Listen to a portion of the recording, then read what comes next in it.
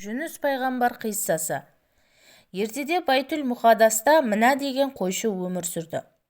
Өзі момын ақжүрек адам еді. Бір күні әйелі толғатып, дүниеге ұл әкеледі. Ұлының атын Жүніс деп қояды. Анасының омырауынан сүт шықпай, бөпесінің қарны ашып жылай береді. Әкесі ұлын қолына алады да отарға келеді. Сол сәтте қойлардың желіні иіп, сүті көлдей боп ағады. Жүніс сүт ішіп тойып алған соң, Аллаға шүкір деп дыбыстайды. Оны естіп өзге қойшылар: «Әй, мына, сенің шақалағың сөйлеп жатыр ма? Не дейді?» деп сұрады. «Жаратқан Тәңіріне шүкірлік етіп жатыр» дейді. Бұл кереметті көріп, қойшының бәрі иман айтып мұсылман болады. Бұл Жүністі мойындаған алғашқы адамдар еді. Сол заманда Мосул деген үлкен шаһар бар еді. Шаһарды Берсам деген патша биледі. Ол пұтқа табынатын. Қаланың қақ ортасына Сәлес деген пұттың кескінін салып, соған сиынатын. Пұттың биіктігі 23 кез екен. Денесі күмістен, басы алтыннан сомдалыпты. Тәжі меруерттен жасалыпты. Пұтты алтын тақтың үстіне отырғызып, оның қызметіне 360 құлды қояды. Кім пұтқа табынбаса, патша сол адамның басын алатын. Патшаның әмірінен қорыққан момындар Байтул Мұқадасқа қашып тығылатын. Олардың үрейлі түрін көргенде Жүніс: елінен қашқаны несі? Құдайдың басқа салған тағдырына көндікпеді ме? деп ойлап қалды.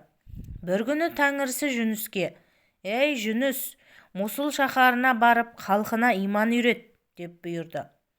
«Мен бұларды иманға қалай шақырамын? Көнбесе қайтем?» деді.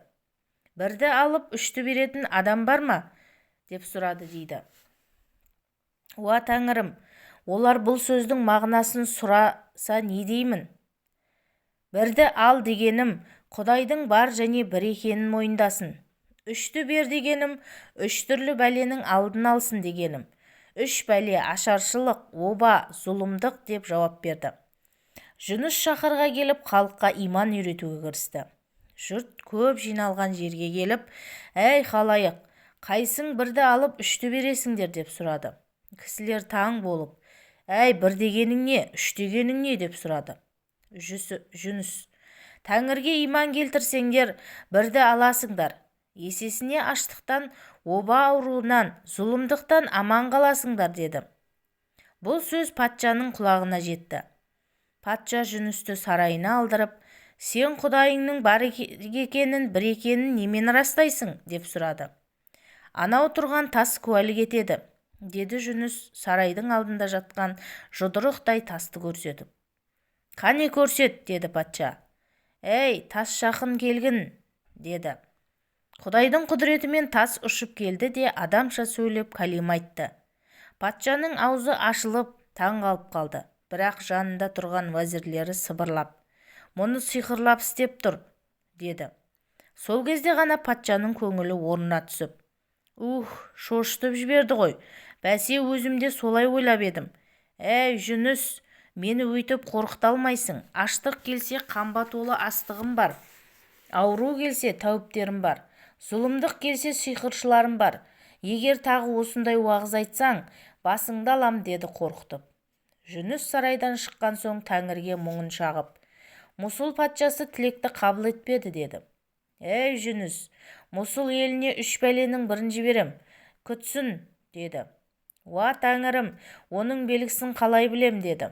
«Ертең олардың беті сарғаяды, 3 күннен соң қызарады, тағы 3 күннен соң қараяды, 10-шы күні азап келеді» деді. Жүніс Құдайдың қаламын халыққа жеткізді. Айтқандай ертесіне жұрттың беті сарғайды. 3 күн өткенде қызарды. Мосул халқы мұны көріп патшаға келді. Патша да үрпейісіп, үрейдің құшағында отыр екен. Ол: «Ей халқым, Жүністі табыңдар. Біз бір Құдайға иман келтіреміз. Пұт парасты қиратамыз. Құдай бәлесін жібермесін» деді. Жұрт та бұл сөзді құптай кетті. Бірақ Жүніс бұл кезде елден қашып шыққан еді. Ол адамдардың қызарған бетін көріп, Құдайдың азабы басталды деп ойлады. Жағада тұрған кемеге мінгесті де баса ауған жаққа жүре берді. Тәңірісі мұсыл халқының тәубесін көріп елге бәле жібермеді. Шаһар халқы бұрынғы қамсыз тіршілігіне қайта оралды. Пұтпарасты қиратты, бірақ бір тәңірге қалай сиынарын білмей жатты. Үйретуші пайғамбарды таппады, ал Жүніс кемеде кетіп бара жатыр еді. Құдай тағала оны рұқсатсыз қашқаны үшін жазалап, тәрбиелемекші болды.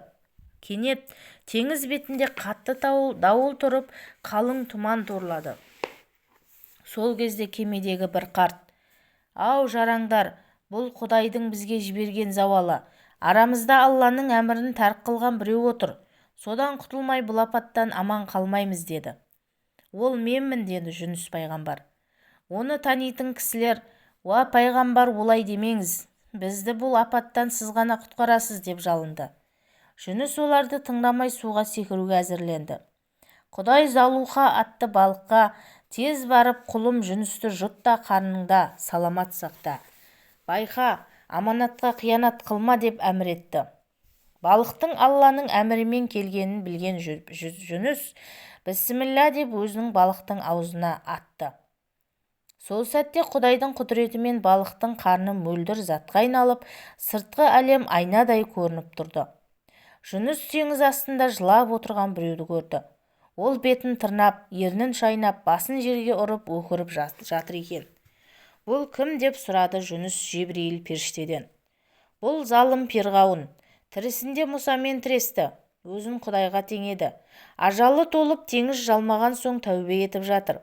Бірақ тірісінде тәубе етпеген күнә ақыретте кешірілмейді» деді. Бір кезде адамның 62 тамырын иітіп, жан жүрегін елжіретер керемет әуез естілді. «Бұл ненің даусы?» деді Жүніс. Періште: «Бұл балықтардың зікірі. Олар Тәңірі тағаланы толассыз пәктеп, оған мақтап жатыр» деді. «Балықтың да тілі бар ма?» деп сұрады. Жер бетіндегі күллі жаратылыстың тау-тас, ағаш, су, жер мен желдің де тілі бар. Олар тоқтаусыз Құдайды зікір етіп жатады. Тек адам ғана зікірден ғапыл қалады» деді. Жүніс Құдайға тәубесін күшейтіп, Аллаға көп мадақ айта бастады. Осындай халде 40 күн жатты. Жаббар хақтың хикметімен қалаған құлдарын 40 күн оңаша қамап, рухани дәрежесін өсіретін сүндеті еді. Жебірейіл періште балыққа: «Енді Жүністі шығар» деді. Сонда балық: «Уа Жебірейіл, менің бір датым бар» деді. «Датың болса айт». Жүніс қарнымда жатқан кезде үнемі жаратқанды ұлықтаушы еді. Оның әсем даусынан тұла бойым нұрланып, жаным жай табатын. Дәрежемді басқа балықтан артық еткен Тәңірім бұл бақытты ұрпағыма да нәсіп қылса деп тілеймін» деді. Сонда Құдай тағала: «Болсын тілегің, ұрпағың менің достарыммен дос болады» деді. Залуха Жүністі жағаға шығарды. Жүніс 40 күн ас-ауқат ішпегесін қуаты сарқылды. Ол қайың ағашының түбіне саялады. Қолымен діңін сипап еді, одан тәтті шырын шықты. Қайың діңгегінен тамған нәрді ішіп, есін жинады. Содан бастап қайыңға кие дарып, одан қуатты шырын пайда болған екен. Жүніс есін жиған соң Құдай тағала оған: «Сені алдаған ібіліс, халқың иманға келді, енді оларға барып насихатыңды жүргіз» деді. Сөйтіп пайғамбар қайтадан Мұсылға кетті. Шаһарға жақын қалғанда бір қойшыны көрді. Оған: «Ей мейірбан қойшы, бір жұтым айран берші» деді. «Бір жұтым емес, бір тостағын берер едім. Жүніс пайғамбар елден кеткелі малдың бәрі суалды» деп мұңайды қойшы. Пайғамбар отыра қалып бір қойдың жонын сипап еді, сүт балықтай ақты. Оны мейірі қанғанша ішіп қойшыға: «Бар, Жүніс пайғамбар оралды» деп сүйінші сұра деді. Патша халықты ертіп Жүністің алдынан шықты. Оны алтын ерге отырғызбақшы болды. Бірақ ұлық болса да кішік болуды ұмытпайтын Жүніс алтын ерге отырмай шаһарға жаяулап кірді. Пайғамбар жұртқа рухани ілім үйретіп, мағыналы тіршілікке бет бұрды. Жүніс пайғамбар балықтың қарнында жатқанда денесіне күн тимеді. Тәні сәбидің терісіндей балбырап тұрған еді. Күннің сәулесі тисе, күйіп қалатындай жұмсақ еді. Сондықтан жағаға шыққанда денесін жапырақпен бүркеп тұру үшін асқабақты жаратып, оның дәнін жерге екті. ол лезде түйнеп салып жапырағы жайқалып шыға келді. Жүніс пайғамбар жағаға шыққанда оның денесін жапырағымен жауып тұрды. Жапырақтың арасында көбелектің жұмыртқасы болған екен. Сол күні олардың мезгілі жетіп, жұмыртқаны жарып шығып, жыбырлаған құртқа айналады. Олар жапырақты кеміріп, әр жерінен тесе бастайды. Тесілген тұстан күннің сәулесі өтіп, жүністің терісін күйдіріп жіберген екен. Дененің күйген орнында ақтаңдақ белгілер қалыпты. Ол өзге адамдарға да жұға бастапты. Қазірге дейін кейбір адамның денесіндегі ақтаңдақ белгілер осы жүніс заманында пайда болған белгі екен. Қиссаның соңы.